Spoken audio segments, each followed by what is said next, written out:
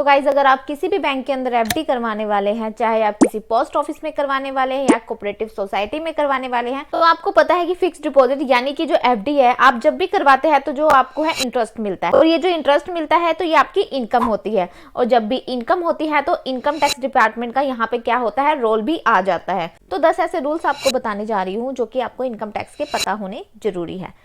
और गाइज जिन्होंने चैनल को सब्सक्राइब नहीं किया है वो जाके पहले चैनल को सब्सक्राइब कर ले और मेरे टेलीग्राम चैनल को भी ज्वाइन कर ले, जिसका लिंक आपको मेरे डिस्क्रिप्शन में मिल जाएगा। तो देर ना करते हुए वीडियो को स्टार्ट करते हैं। गाइस सबसे पहले हम बात करेंगे कि जो एफडी है वो बैंक में, पोस्ट ऑफिस में क्यों करानी चाहिए। तो आपको पता होगा कि जो हमारे पेरेंट्स थे, जो हमसे सीनियर्स थे, वो हमें बोलते थे कि अगर कोई भी एक्स्ट्रा पैसा पड़ा है तो उसको आप बैंक में एफडी करा लो, क्योंकि ये सेफ है, सिक्योर है और पॉपुलर इन्वेस्टमेंट टूल है और हर किसी को एफडी के बारे में पता है। तो यहाँ पर जो पैसा लगाना जो लोग हैं वो सिक्योर समझते हैं, लेकिन आपकी जो हार्ड मनी इनकम है, क्योंकि बहुत मेहनत करके आप लोगों ने पैसा कमाया है और ये आपकी मेहनत का पैसा है, तो आपको रूल नहीं पता होगा तो हो सकता है कि आपको बहुत सारे जो है नुकसान झेलने पड़ जाए। तो आपको जो रूल्स है एफडी के वो जान लेने बहुत जरूरी है। इसके बाद ही आपको एफडी की जो इन्वेस्टमेंट है वो कर लेनी। तो सबसे पहले आपको यहाँ पर लिमिट भी जान लेना बहुत जरूरी है। इनकम टैक्स डिपार्टमेंट ने एक ऐसी लिमिट डिफाइन कर दी है कि अगर आपने उससे ज्यादा एफडी करवा लेते हैं तो आप इनकम टैक्स की नजर में आ जाएंगे। तो क्या वो लिमिट है, उसके बारे में मैं आपको बताने वाली हूँ। जैसे कि ड्यूरिंग द फाइनेंशियल ईयर, पूरे फाइनेंशियल ईयर के अंदर, जैसे कि आपको पता होगा 1/4/2024 से मान लीजिए कि आपका फाइनेंशियल ईयर स्टार्ट हुआ है और ये 31/3/2025 को खत्म होता है। तो इस पूरे के पूरे ड्यूरेशन को हम बोलते हैं फाइनेंशियल ईयर। और आपने इस ड्यूरेशन में 10 लाख की एफडी करवाई है और अदर देन कैश के अंदर उसके अलावा, तो इसका क्या मतलब हुआ, जैसे कि आपका सेविंग बैंक अकाउंट था और उससे आपके पैसे कट गए, वो एफडी के अंदर चले गए, तो ये आपका होता है अदर देन कैश। या आपने मान लो 2 लाख की एफडी करवाई है वो भी कैश के अंदर, तो आप वहां पर गए, काउंटर में आपने पर्ची भरी और आपने 2 लाख की वहां पर एफडी करवा ली। चाहे आपने ये बैंक में करवाई हो, चाहे पोस्ट ऑफिस में करवाई हो, चाहे आपने कोऑपरेटिव बैंक में करवाई हो, और यहाँ पर चाहे आपने एक बार करवाई हो, चाहे आपने यहाँ पर टुकड़ों टुकड़ों में करवाई हो। फॉर एग्जाम्पल आपने यहाँ पर 2-2 लाख की यहाँ पर आपने 6 एफडी करवा ली है, तो ये आपकी 12 साल की 1 साल के अंदर होगी। तो ये आपकी क्या हो जाएगी, रिपोर्टेबल ट्रांजैक्शन हो जाएगी। तो इसकी रिपोर्ट इनकम टैक्स डिपार्टमेंट को चले जाएगी आपके बैंकर के द्वारा, जहां पर आपने एफडी की है। तो ये होता है आपका स्पेसिफाइड फाइनेंशियल ट्रांजैक्शन का मतलब कि ऐसी कोई ट्रांजैक्शन जो आपने करी है तो इनकम टैक्स डिपार्टमेंट ने बोल दिया है कि हमें इस ट्रांजैक्शन का पता होना चाहिए। तो यहाँ पर इनकम टैक्स डिपार्टमेंट चेक करेगा कि आपने आईटीआर भरी है या नहीं भरी है, पिछले 1 साल, 3 साल, 4 साल, तो वो ये यहाँ पर चेक कर सकते हैं। उसके बाद गाइस देखा जाएगा कि आईटीआर फाइल है या नहीं। मैंने आपको बताया था कि अगर कहीं पर भी 10 लाख से ज्यादा की एफडी हो जाती है, यहाँ आपका आईटीआर का बहुत ज्यादा इंपॉर्टेंट रोल आपका यहाँ पे रहने वाला है, अगर आपने आईटीआर फाइल की है। इफ नो, अगर आपने आईटीआर नहीं भरी है तो डिपार्टमेंट आपको नोटिस भेजेगा under section 148 with in 3 years, मतलब कि 3 साल के अंदर, वो भी आपका असेसमेंट ईयर खत्म होने के बाद में। अब मैं बात करना चाहूंगी कि 31/3/2024 जो साल अभी खत्म हुआ था और इस साल का जो असेसमेंट ईयर था वो था आपका 24-25। अब 24-25 खत्म होने के बाद मतलब 3 साल तक ये हुआ आपका 31/3/2028, मतलब कि आपको इस डेट तक आपका जो नोटिस है वो आ सकता है अगर आपने यहाँ पर 10 लाख से ज्यादा तक की जो एफडी है वो करा रखी है और आपने जो है इनकम टैक्स की रिटर्न नहीं भरी थी। तो आपको यहाँ पर जो है इनकम टैक्स डिपार्टमेंट बोलेगा कि आपने आईटीआर क्यों नहीं फाइल की है और इतने रुपए की जो आपने एफडी कराई थी वो पैसा कहाँ से आया था, वो भी आप इनकम टैक्स को बताएं। और आपको लगता है कि ये जो पैसा आपका आया था, अगर आपने किसी मदर, फादर या किसी से गिफ्ट लिया है या आपने उधार लिया है या आपकी खुद की कैपिटल थी और ये आपका 1 नंबर का पैसा था, तो यहाँ पर आपको कोई भी टेंशन लेने की बात नहीं है। और आपको यहाँ पर अगर प्रॉपर सोर्सेज नहीं पता है, मान लो आप बता नहीं पा रहे कि पैसा आपके पास कहाँ से आया है, तो आपने ये अनएक्सप्लेन्ड इन्वेस्टमेंट कर रखी है जिसमें कि आपको खुद ही नहीं पता कि आपका जो ये पैसा है वो कहाँ से आया है, तो इसके ऊपर आपको हैवी टैक्स पेनल्टी जो इंटरेस्ट है यहाँ पर लगाया जा सकता है। तो मेक श्योर करें कि जब भी आप एफडी कराएं तो लिमिट से नीचे ही आपको है वो यहाँ पर एफडी की अमाउंट रखनी है। इसके बाद आपसे फिर से सवाल पूछा जाएगा कि आपने आईटीआर फाइल की है कि नहीं की है। Is income as per ITR file, मतलब कि जो आपने आईटीआर फाइल किया वो इनकम के हिसाब से करी है कि नहीं करी है। अब मान लीजिए एग्जांपल क्या होता है कि आपने जो है 1 लाख रुपए की इनकम दिखा दी और उस साल आपने क्या किया, 10 लाख की आपने एफडी करवा ली, तो ये तो आपका कोई जस्टिफिकेशन नहीं हुआ। तो आपकी एफडी की अमाउंट और इनकम की अमाउंट अगर मैच नहीं हो रही है तो कोई भी दिक्कत वाली बात नहीं है। लेकिन आपने एफडी कराई यहाँ पर 30 लाख की और जो आपने आईटीआर भरी है वो आपने भरी है 1 लाख, 2 लाख, 3 या 4 लाख की, तो यहाँ पर क्या है आपको प्रॉब्लम हो सकती है। तो इनकम टैक्स डिपार्टमेंट फिर से आपका जो केस है अंडर सेक्शन 148 के अंदर खोल सकता है और आपसे अंडर सेक्शन 133 है 6 के अंदर आपसे वो इंक्वायरी भी कर सकता है और आपसे पूछ सकता है कि जो ये पैसा है आपके पास कहाँ से आया है। अगर आप बता देते हैं कि ये पैसा मैंने उधार लिया है, गिफ्ट लिया है या ये मेरा ओल्ड कैपिटल है, कोई दिक्कत वाली बात नहीं है। अगर आप नहीं बता पाते हैं कि ये पैसा कहाँ से आया था तो ये आपकी अनएक्सप्लेन्ड इन्वेस्टमेंट मान करके जो अमाउंट होगी उस पर आपका हैवी टैक्स पेनल्टी जो इंटरेस्ट है उस पर लगा दिया जाएगा। इसके बाद हम बात करते हैं if proper source above 10 lakh. अगर 10 लाख से ज्यादा है गाइज आपका सोर्स और गाइज आपका जो है एक्सप्लेनेशन, तो वो आपको ध्यान रखना जरूरी है कि जो 10 लाख की लिमिट है वो एक पर्टिकुलर बैंक के अंदर 1 साल की है और एक पैन कार्ड की है। अगर मान लीजिए आपके घर में 4 पैन कार्ड है और चारों पैन कार्ड पे जो अलग अलग पर्सन है वो 9 लाख की यहाँ पर 4 एफडी करवाते हैं, तो यहाँ पर तो कोई दिक्कत वाली बात नहीं है। तो यहाँ पर क्या है, इनकम टैक्स को कोई भी सूचना नहीं जाएगी। हालांकि एक बात मैं आपको और क्लियर कर दूं, AIS और TIS नाम के 2 फॉर्म होते हैं और इसके अंदर जितना भी आपने एफडी का इंटरेस्ट कमाया है तो वो जो इंटरेस्ट है वो इसके अंदर बोल जाएगा। मान लीजिए फॉर एग्जाम्पल अगर आपने यहाँ पर 9 लाख की एफडी कराई है, उस पे क्या है आपको कि 6% आपका जो है आपको इंटरेस्ट मिलने वाला है, तो 54,000 आपका यहाँ पर 1 साल का आपको इंटरेस्ट मिल जाएगा। तो इनकम टैक्स डिपार्टमेंट इतने भी पागल नहीं है कि उन्हें पता नहीं लगे, तो इंटरेस्ट के हिसाब से भी वो यहाँ पर कैलकुलेट कर सकते हैं। लेकिन जो डायरेक्ट रिपोर्ट है एफडी की वो उनके पास नहीं जाएगी। अब आपने गाइज मान लीजिए HDFC में 9 लाख की एफडी कराई है, PNB बैंक में 9 लाख की एफडी कराई है और पोस्ट ऑफिस में 9 लाख की एफडी कराई है, तो ये तीनों बैंक में जो आपकी एफडी मिलाकर होगी यहाँ पर 27 लाख की। लेकिन ये जो तीनों बैंक की आपने जो लिमिट है वो आपने क्रॉस नहीं की है, तो इस केस में क्या होता है, ये तीनों बैंक इनकम टैक्स डिपार्टमेंट को जो सूचना है वो नहीं देंगे। और वहीं पर अगर आपने एक सिंगल SBI बैंक में 30 लाख की एफडी कराई है या आपने यहाँ पे 11 लाख की एफडी करा दी, तो यहाँ पर क्या होगा, जो बैंक है वो इनकम टैक्स डिपार्टमेंट को सूचना दे देगा कि इस पर्सन ने इतने रुपए की यहाँ पर है जो वो एफडी कराई है। अब इनकम टैक्स वाले जाने और आप जाने, ये बैंक की रिस्पॉन्सिबिलिटी यहाँ पर पूरी हो गई है। तो यहाँ पर सबसे जो जरूरी रोल आता है वो आता है आपका ITR का। जैसे कि मैंने आपको बताया था, अगर आपकी ITR फाइल है और आपने सही से भर रखी है तो कोई भी टेंशन वाली बात नहीं है।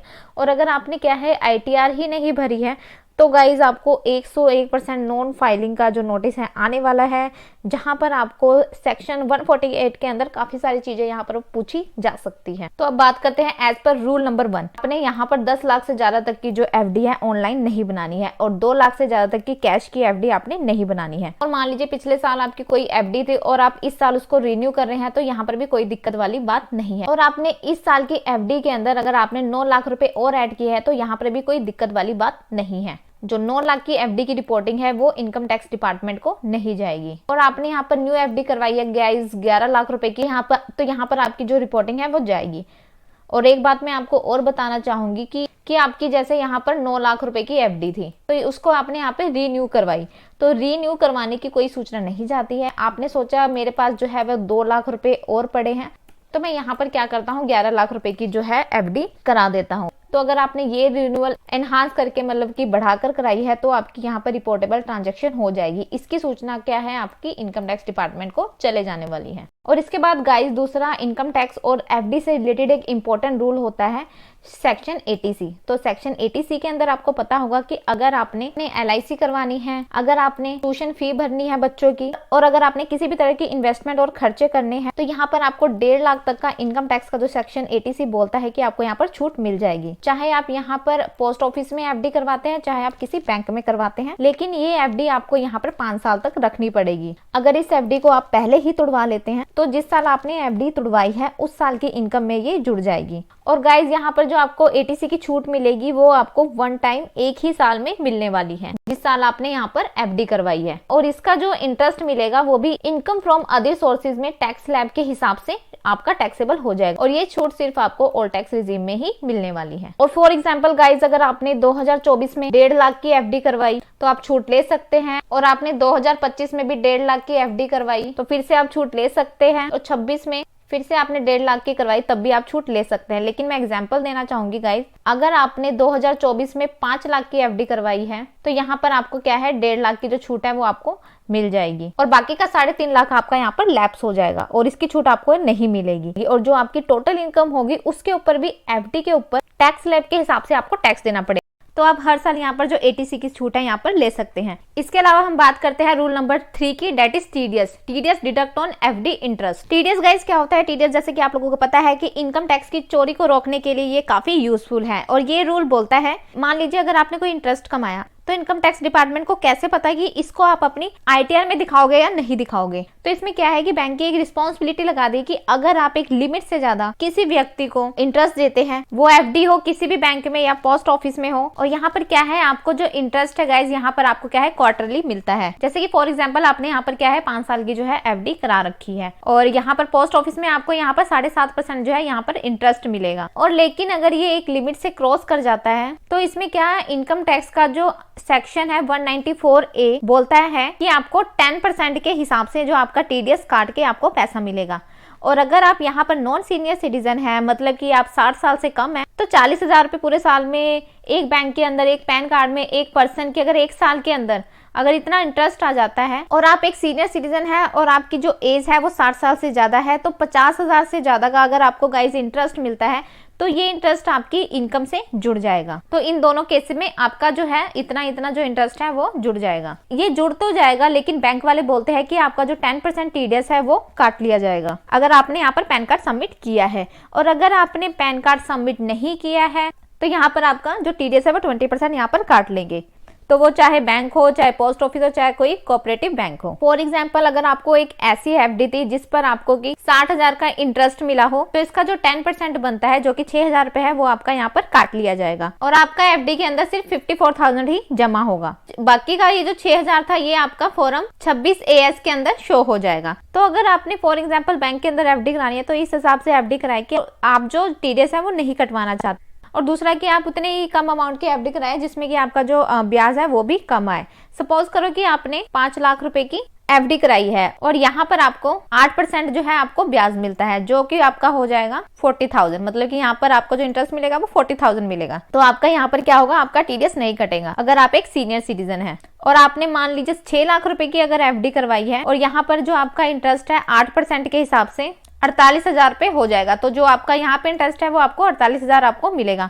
तो ये क्या है कि ये जो है वो 50,000 से आपका जो इंटरेस्ट है वो कम है, तो इस केस में भी जो आपका है वो TDS नहीं कटेगा। तो मान लीजिए अगर आपने इन्वेस्ट करना है 20 लाख रुपए तो अलग अलग बैंक में करेंगे तो जो आपका TDS है वो नहीं काटा जाएगा। तो गाइज रूल नंबर 4 ये बोलता है कि जो फॉर्म 15G और फॉर्म 15H एक रिक्वेस्ट होती है और ये बोलता है कि जो है मेरा जो TDS है वो ना काटा जाए। अगर बैंक में, पोस्ट ऑफिस में और कोऑपरेटिव बैंक में अगर आपका TDS जो है वो 10% कट रहा है और अगर आपको इंटरेस्ट की जो इनकम है वो 40,000 और 50,000 से ज्यादा है, तो अगर आपका बैंक ने TDS काट लिया है और अगर आपकी जो लिमिट है वो क्रॉस हो गई है तो आप क्या करोगे। अगर आपकी उम्र 60 साल से कम है तो आप फॉर्म 15G, और अगर आपकी एज 60 ईयर से ज्यादा है तो आप फॉर्म 15H, मतलब ये जो फॉर्म 15G है ये छोटा है, छोटे व्यक्ति के लिए है, और जो 15H फॉर्म है ये बड़ा है, तो ये 60 साल से ऊपर वालों के लिए है। ये फॉर्म आपको सबमिट टू बैंक, तो बैंक में इसको जमा कराना होगा। और ये एक सेल्फ डिक्लेरेशन फॉर्म है। ये बोलता है कि जो मेरी इनकम है वो बेसिक एग्जेम्पशन लिमिट से कम है। मतलब ओल्ड में तो ये है 2.5 लाख और वही न्यू में ये है 3 लाख। ओल्ड में अगर ये 2.5 लाख से और न्यू में अगर ये 3 लाख से कम है, आपको जो है वो ITR भरनी नहीं है। तो फिर हमारा TDS क्यों काटा जाएगा और हमें ये TDS वापस भी नहीं लेना है क्योंकि हमने ITR भी नहीं भरनी है। तो इस तरह से गाइज आप फॉर्म 15G और फॉर्म 15H को भर सकते हैं। तो ये सिर्फ और सिर्फ रेजिडेंशियल इंडिविजुअल ही भर सकते हैं और ये NRI के लिए अलाउ नहीं है। फॉर्म 15G जैसे मैंने बताया नॉन सीनियर सिटीजन, और 15H जो होता है वो 60 साल से ज्यादा वाले व्यक्ति के लिए एक रिक्वेस्ट है। तो यहाँ पर बैंक को बोला जाता है कि मेरा जो TDS है वो ना काटा जाए। और गाइज ये आपको क्या करना है, ये आपको साल के स्टार्टिंग में ही दे देना है क्योंकि अप्रैल के अंदर ही आपका जो TDS है वो काटा गया है और ये 7 मई को इनकम टैक्स डिपार्टमेंट में जमा हो जाता है। तो जितना ही जल्दी आप दे दोगे उतना ही आपका क्या है TDS कटने की जो संभावना है वो कम हो जाएगी। और उसके बाद रूल नंबर 5 यहाँ पर कहता है कि आपने फॉर्म 15G और 15H जमा नहीं कराया बैंक में, तो यहाँ पर बैंक आपका जो TDS है वो काटेगा। और अगर बैंक ने एक बार TDS काट दिया तो वो आपको वापस नहीं करेगा। अगर TDS एक बार कट गया है तो वो इनकम टैक्स के खजाने में जमा हो जाएगा। और अगर TDS डिडक्ट हो गया हो, TDS डिपॉजिट हो गया हो, तो आपको क्या करना है, तो यहाँ पर आपको ITR मतलब कि इनकम टैक्स रिटर्न आपको यहाँ पर भरनी पड़ेगी। और मैं आपको फिर से बता रही हूँ कि अगर 1/4/2024 से लेकर 31/3/2025 तक इस टाइम पीरियड के अंदर अगर आपका TDS किसी ने भी काटा था तो टीडीएस कटने के बाद जून या जुलाई 2025 में क्या है, आपको आईटीआर यहाँ पर भरनी पड़ेगी, क्योंकि आपने या तो यहाँ पर फॉर्म 15G और H यहाँ पर दिया नहीं है, या अगर आपने दिया था तो आपकी इनकम थी वो ज्यादा हो गई थी। तो no interest on TDS and will get after year and.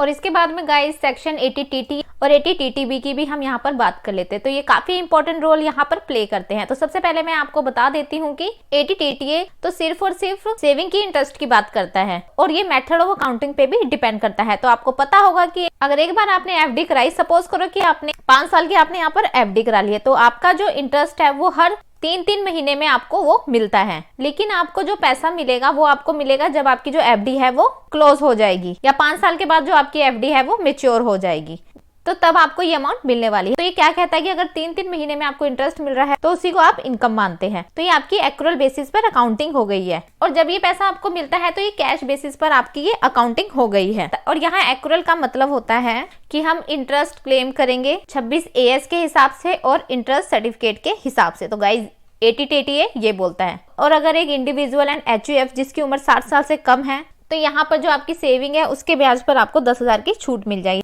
हालांकि जो 80TTA हमारे एफडी के ऊपर रेलिवेंट नहीं है। तो गाइज वहीं पर हम बात करेंगे 80TTB की। तो ये 60 साल से ज्यादा वाले व्यक्तियों के लिए अवेलेबल है। एफडी के ऊपर और सेविंग के ब्याज के ऊपर आपने जितनी भी कमाई करी है, तो गाइज ये आपको 50,000 तक की छूट आपको यहाँ पर मिल जाएगी, क्योंकि आपने जो कमाई की है वो आप यहाँ पर एक्रूअल बेसिस पर दिखा रहे हैं। और जो आप यहाँ पर कैश मेथड पर दिखाते हैं, तो जैसे कि मैंने आपको बताया था, ये सिर्फ और सिर्फ मेच्योरिटी पर ही आपको उस इंटरेस्ट की इनकम को दिखाना है, और एक बार ही यहाँ पर आपको 50,000 की छूट मिलेगी, वो भी एक्रूअल बेसिस पर। तो गाइज हर महीने आपको यहाँ पर क्या है, 50,000 की छूट मिल जाएगी। फॉर एग्जाम्पल मान लीजिए आपने यहाँ पर 5 लाख की एफडी करा ली, और यहाँ पर आपको 50,000 रुपए का इंटरेस्ट आ रहा है। और गाइज 2.5 लाख तो आप सेक्शन 80TB के अंदर भी छूट ले सकते हैं, लेकिन ध्यान रखिए कि इनकम टैक्स का जो ओल्ड टैक्स रिजीम है उसमें ही आपको ये छूट मिलेगी, न्यू टैक्स रिजीम में आपको ये छूट नहीं मिलने वाली है। अब इंश्योरेंस, आपको जैसे पता होगा कि गाइज सेफ्टी का बड़ा ही इश्यू होता है। तो आपको पता होगा गाइज कि जैसे इनकम टैक्स डिपार्टमेंट, तो आप कहीं पर भी पैसा लगाते हैं तो इनकम टैक्स डिपार्टमेंट उसमें आपसे इनकम मांग लेता है। लेकिन ये पैसा क्या आपका सेफ है, सिक्योर है? और मान लीजिए अगर आपका बैंक डूब जाता है, कुछ मिस हैपनिंग हो जाती है, या कोई दिवालिया हो जाता है, तो रिस्क वहां पर रहता है, चाहे आप किसी भी बैंक में कराएं, चाहे आप किसी भी पोस्ट ऑफिस में कराएं। तो गाइस DICGC है वो एक संस्था है जो आपको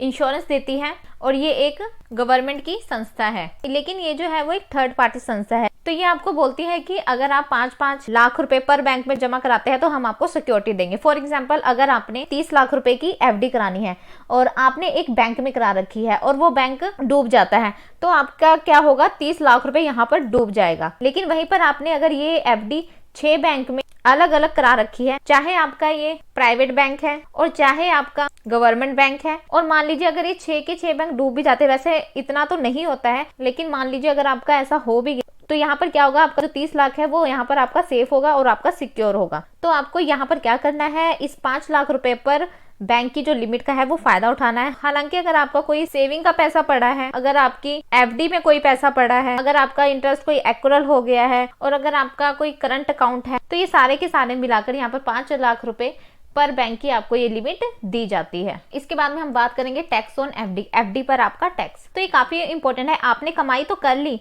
और इंटरेस्ट तो कमा लिया, लेकिन इसके ऊपर टैक्स कैसे देना है, तो आपको जो टैक्स है वो टैक्स स्लैब के हिसाब से देना पड़ेगा। ओल्ड एंड न्यू 2 तरह के स्लैब होते हैं। इनकम फ्रॉम अदर सोर्सेज में आपका ये जुड़ जाएगा अगर आप न्यू टैक्स रिजीम में जाते हैं, और यहीं पर आपके एफडी का इंटरेस्ट और बाकी सारी इनकम मिलाकर 7 लाख रुपए तक है, क्योंकि ये सारी की सारी नॉर्मल इनकम अगर आपकी है और कोई भी आपकी यहाँ पर स्पेशल इनकम नहीं है, जैसे कि लॉटरी हो गया, क्रिप्टो हो गया, ड्रीम 11 हो गया, लॉन्ग टर्म हो गया, शॉर्ट टर्म कैपिटल गेन हो गया, तो आपको यहाँ पर अलग रूल रहेंगे। अदरवाइज 7 लाख की इनकम पर आपको कोई भी टैक्स नहीं देना है। वहीं पर गाइज न्यू टैक्स रिजीम में आपकी इनकम 15 लाख से ज्यादा है, और ओल्ड टैक्स रिजीम में आपकी इनकम 10 लाख से ज्यादा है। तो आपको पता होगा कि आपका टैक्स स्लैब 30% हो जाता है। तो आपको हो सकता है कि आपको एफडी में 30% जो टैक्स है वो देना पड़े, और ये भी हो सकता है कि आपको एफडी में सिर्फ 0% ही टैक्स देना पड़े। इसके बाद हम बात करेंगे क्या आईटीआर हमें भरनी पड़ेगी। हमने एफडी करवा रखी थी एक बैंक के अंदर, तो ये भी काफी इंपॉर्टेंट क्वेश्चन है, क्योंकि काफी सारे लोग यहाँ पर क्या होते हैं, कंफ्यूज रहते हैं। तो बेसिक एग्जम्पशन लिमिट्स, अगर आपकी इनकम क्रॉस कर जाती है और अगर एफडी का इंटरेस्ट है और कोई भी अदर इंटरेस्ट आपका आ रहा है, तो ये सारे के सारे मिलाकर अगर आपकी इनकम 2.5 लाख से ज्यादा चली जाती है ओल्ड टैक्स रिजीम में, और 3 लाख से ज्यादा चली जाती है अगर आपकी उम्र 60 साल से ज्यादा है, और 5 लाख चली जाती है अगर आपकी उम्र 80 साल से ज्यादा है, यहाँ पर आपको क्या है ITR भरनी जरूरी है। और वहीं पर अगर आप न्यू टैक्स रिजीम में जाते हैं और आपकी जो इनकम है वो 3 लाख से ज्यादा चली जाती है, तो गाइज आपको यहाँ पर भी जो ITR भरनी जरूरी है, नहीं तो आपको यहाँ पर नॉन फाइलिंग का नोटिस आ सकता है। और मान लीजिए अगर आपने 10 लाख से ज्यादा की FD करा रखी है, तो भी मैं आपको रिकमेंड करूंगी कि आप अपनी ITR जरूर भरें, नहीं तो आपको सेक्शन 148 के अंदर आपको नोटिस भेज के उसके सोर्स का पूछा जाएगा। इससे अच्छा तो है कि आप ITR भर दोगे तो आपको कोई दिक्कत नहीं आएगी। और उसके बाद मैं लास्ट इंपॉर्टेंट पॉइंट आपको बताना चाहूंगी कि आपको जो इंटरेस्ट मिलता है, तो हर बैंक का एक इंटरेस्ट का चार्ट होता है, तो इस चार्ट के हिसाब से आपको क्या है कि इंटरेस्ट दिया जाता है कि इतने दिन की कराओगे तो इतना मिलेगा, इतने दिन की कराओगे तो इतना मिलेगा। तो गाइज आपको FD करवाने से पहले इस टेन्योर चार्ट को जरूर देख लेना है, और जहां पर ज्यादा से ज्यादा आपको यहाँ पर हायर रिटर्न मिल रहा है वहीं पर आपको FD करानी है। तो यहाँ पर मैं आपको स्टेट बैंक ऑफ इंडिया का जो चार्ट है वो भी मैं आपको यहाँ पर दिखा देती हूँ। तो गाइज यहाँ पर आप देखोगे कि अगर आप 7 डेज से लेके 45 डेज की अगर आप FD करवाते हैं तो आपको यहाँ पर 3.5% का जो ब्याज है वो मिलेगा। और वहीं पर अगर आप 46 डेज से लेकर 179 डेज की अगर आप FD करवाते हैं तो ये आपका इंटरेस्ट हो जाएगा 5.50, मतलब कि 5.5 के हिसाब से ये आपको इंटरेस्ट मिलेगा। और यहाँ पर आप देख सकते हैं कि अगर आपने एक दिन ज्यादा भी यहाँ पर FD करवा ली है तो यहाँ पर आपका जो ब्याज है वो 2% के हिसाब से बढ़ जाएगा। वहीं पर अगर आप 180 से लेकर 210 दिनों की करवाते हैं तो यहाँ पर भी आपका इंटरेस्ट जो है वो बढ़ रहा है 6.25%। तो यहाँ पर आप देखोगे कि अगर आप एक दिन से ऊपर का FD करवाते हो तो आपका जो इंटरेस्ट है वो बढ़कर आ रहा है। पर अगर आप 2 साल की कराते हो आपका 7% हो जाएगा, और वहीं पे अगर आप 3 साल की कराते हैं तो वहीं पर आपका इंटरेस्ट इतना हो जाएगा। और यहाँ आप लास्ट में देखोगे कि अगर आप 5 साल की कराते हैं तो यहाँ पर जो आपका इंटरेस्ट है वो यहाँ पर घट रहा है। तो आपने इसी चार्ट के हिसाब से देख लेना है कि आपको कितने टेन्योर में आपको कितना इंटरेस्ट मिल रहा है। तो आप ये जो चार्ट है अपनी कोई भी बैंक की वेबसाइट पे जाकर आप गूगल करके भी इस चार्ट को डाउनलोड कर सकते हैं, जिससे कि आपको पता चल जाएगा कि कितने डेज की FD कराने पर आपको कितना इंटरेस्ट मिल रहा है।